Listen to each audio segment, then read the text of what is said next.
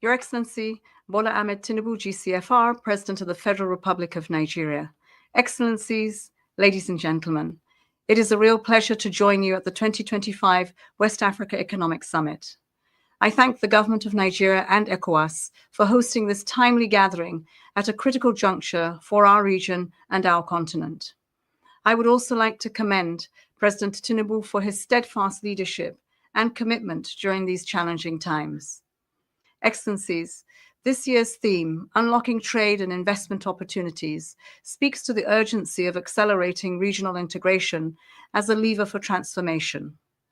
By 2035, deeper integration could add nearly $140 billion to West Africa's GDP and lift more than 30 million people out of extreme poverty across Africa. Through bold political will and strong institutions, ECOWAS continues to chart a path towards shared prosperity, advancing economic cooperation, building resilience, and demonstrating the power of collective leadership. However, at the same time, we must recognize the serious challenges that threaten progress: political instability, security risks, climate impacts, and rising inequality. These are not isolated issues. They are deeply interconnected, and they demand coordinated African-led responses. The strides made in infrastructure, such as the strategic Dakar-Lagos and Abidjan-Ouagadougou-Niamey corridors, are already catalyzing the movement of people, goods, and ideas. And the African Continental Free Trade Area offers a historic opportunity to deepen intra-African trade, expand regional value chains, and unlock public and private finance. These efforts are central to achieving both Agenda 2030 and Agenda 2063, our shared roadmaps for people, planet, and prosperity. Excellencies, in 2023, foreign direct investment in ECOWAS countries reached $12 billion, and regional exports totaled $130 billion.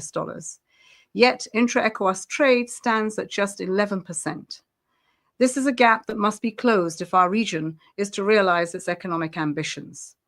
We must also ensure that trade and investment work for everyone.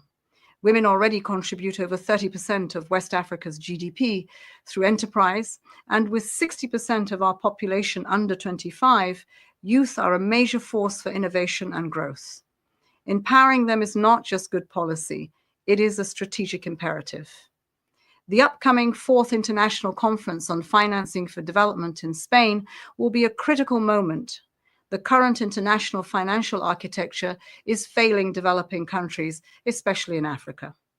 Africa needs and deserves a seat at the table in financial institutions and a strong, united voice to press for a system that is fair, inclusive, and fit for purpose. This includes engaging credit rating agencies to reflect the real risk, not bias, addressing unsustainable debt burdens, and ensuring access to long-term affordable and concessional financing that allows our countries to invest in development, not just manage crisis. Technology and digital infrastructure also hold vast potential, but the digital divide must be addressed. With smart governance and inclusive investment in digital infrastructure, West Africa can leapfrog into a new era of equitable growth. The benefits of the 4th Industrial Revolution must be accessible to all, especially in rural and underserved communities. Excellencies, ECOWAS member states are not merely recipients of UN support. They are integral members through its member states and through the people that it serves. Our UN presence with our resident coordinators and country teams are at your disposal as partners and allies in advancing a peaceful, resilient, and integrated West Africa, a region that not only drives Africa's economic future, but also shapes the global agenda. Let this summit be a turning point, one that responds to the current realities and complexities while delivering concrete solutions, forging lasting partnerships, and unlocking the full promise of our people. Now is the time to be reminded of our forefathers' founding vision for ECOWAS.